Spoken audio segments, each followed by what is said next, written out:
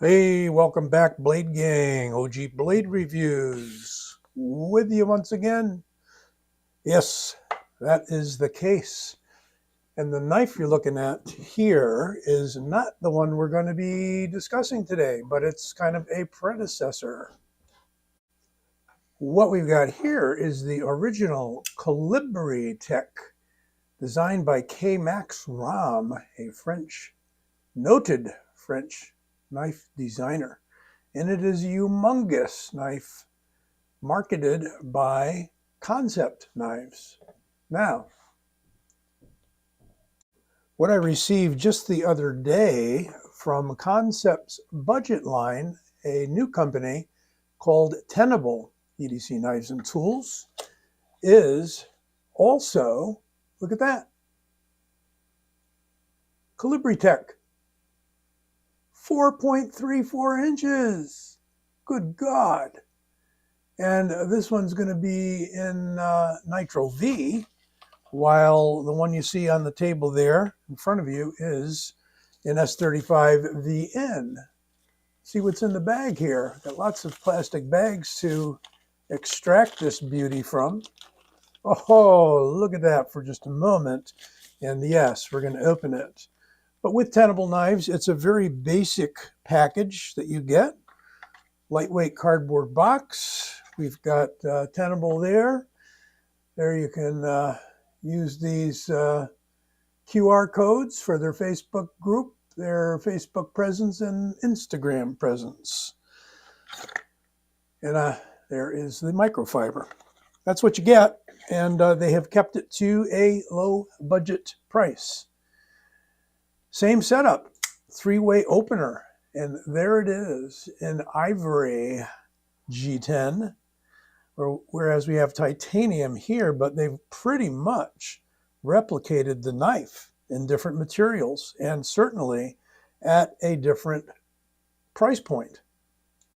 So what I'm amazed at is that very usually when Tenable does a version of a Kansept knife, it might be a little smaller and it might be scaled a little differently, but these are identical. And I think that's great because this is a popular knife at $190 suggested retail price. This is $60 suggested retail price. And if you get them from a place like White Mountain, where you can use my discount code of 10% off, OG Blade, then you can knock another $6 off. So very desirable knife. We're going to put the pricey one in titanium and S35 VN away, knowing that the knives function and pretty much look identical, except here we've got scales of G10, and there's several different scale and blade options with the Colibri Tech. Even got the same stonewashed sort of finish with a little polish over it. Very nice stonewash finish, but you can see that it's glossy. It's not a dull stonewash. Very often you'll run into dull stonewashes, and they're very desirable too. But we've got the same pattern going here in the handle. And let me put it in my hand for a second so you can see the scale. Look at that, 1.5 to 2 inches maybe left over in this sword of a knife for $60. And it is a Linerlock, whereas the more pricey Kansept, almost said Kansept, Kansept version is in titanium and is a frame lock. So 3 ways to open it. A little stiff on the detent to start with, but haven't opened and closed it very much. So we've got that thumb stud. We've got a unjimped flipper tab. Works very easily though. Linerlock. And I'm going to attempt the front flip. One thing I noticed is, wow, I mean, I got a little cut spot on my thumb there. So let's see. Drum roll, right? All right, I'm going to cheat. But I got to say one thing, and maybe they could correct this. These are painful jimps here. They are They're like a sawtooth. I mean, they're not particularly sharp, but yeah, maybe they are. I mean, wow. Should have spared some of that jimping and put it on the flipper tab. Not that it's absolutely necessary, but anyway, you get the point. Knife joke, you get the point. You've got 3 ways to open this baby by KMaxrom, designer. He's also produced multiple versions of the Prêt-à-tout, which means in French, ready for anything. And that's one of mine and, by the way, Bob DeMarco's favorite knives from KMaxrom. Anyway, I kind of already tipped you off as to some of the dimensions on this monster.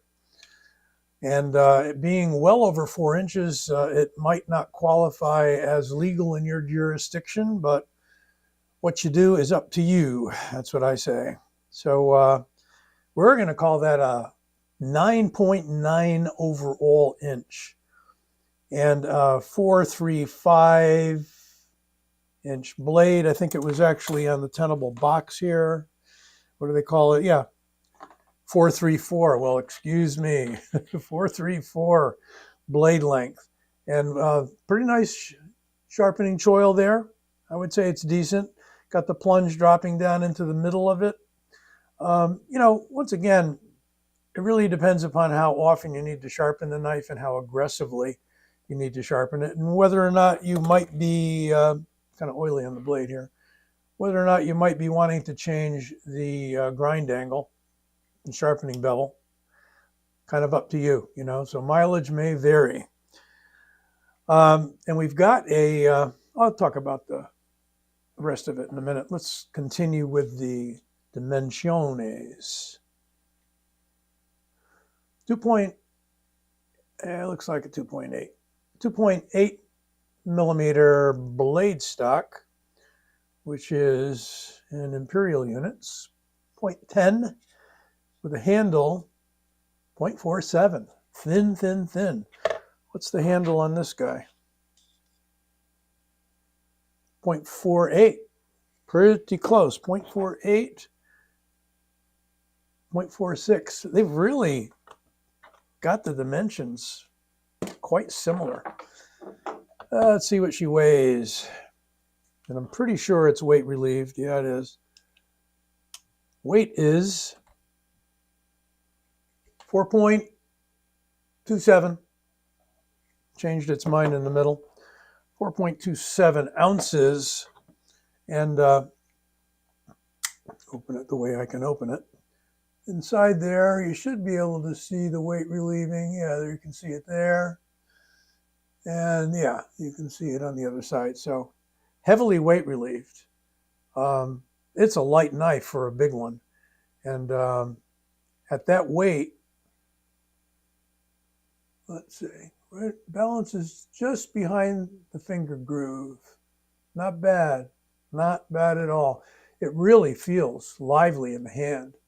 And we've got that interesting reverse tanto kind of a look to it, clip point, kind of an abrupt clip. Wanted to slip a compare in here for you of a couple of other knives that are just about as long or are as long. Look at this, the Night Horse, Dirk Pinkerton design. And that is a prototype that he had sold me of the Night Horse, unmarked, unbranded, and so forth, but it is by Beyond EDC in 14C28N.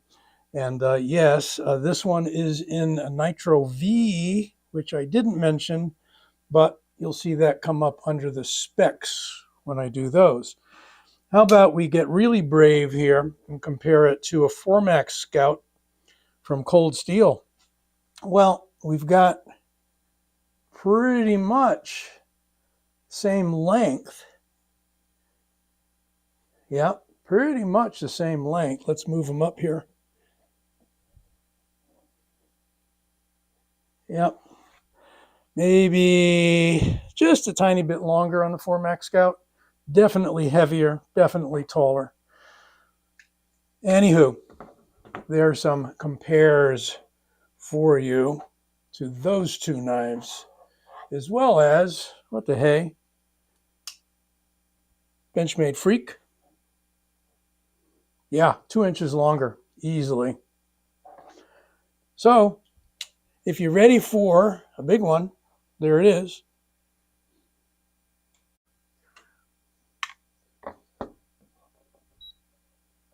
So 4.35 ounces and 4.3, yeah. So guess what? We're under an ounce per inch for a knife this size. It's great. And we do not have a deep carry clip. We've got a bent stainless clip, 2 screws there. Oh, no left-hand provision. Sorry, lefties. I'm a lefty that kind of learned to be ambi to a degree, mainly because of various surgeries and injuries over the years. Huge old slot for a lanyard. You can put about 5 lanyards through there. That'd be cool. You could have them going in all different directions.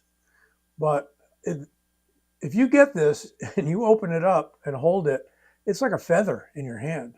I mean, don't let the weight on the scale fool you. This is a light knife. I need to make an exposure adjust. There we go.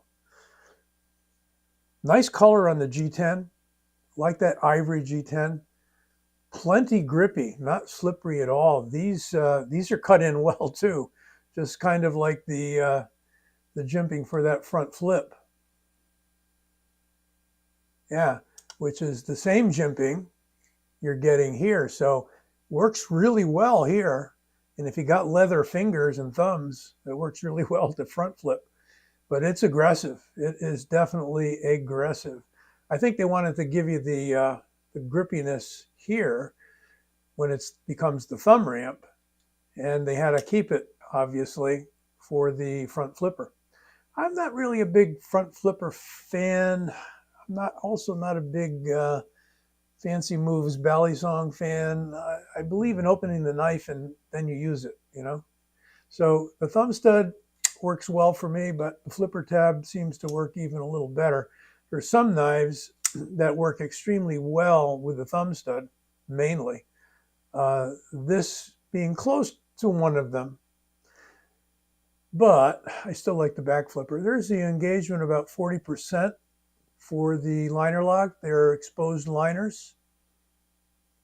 And will it cut? Oh, yes. Very important. Knives should cut, I think. Not bad. A little rough. I mean, by rough, I mean, I don't really feel micro serrations there. But by drawing the knife, we'll definitely cut the paper. So there you go. Well, nice one from Tenable. Probably my favorite Tenable so far. There have been some nice models, but I really, really do like this Colibri Tech 59.58, I think is what their price is. Call it 60 bucks. As the famous Jeff Cooper, the person that owned and ran Gunsight Ranch in, I think, Arizona or New Mexico, Arizona, I think. He said, well, you know, that's 60 bucks for those that came in late when they do prices and the fractions there. All right. Nice NAF. I am excited about this one. Not excited about all knives. I review them because they may be of interest to you, but this one is really cool. And right now, if you haven't subscribed to my channel, there's my logo. Click on it, and you can be directed to the link to subscribe. Also, don't forget to like the video and this knife. Be well, take care, stay safe. See you soon.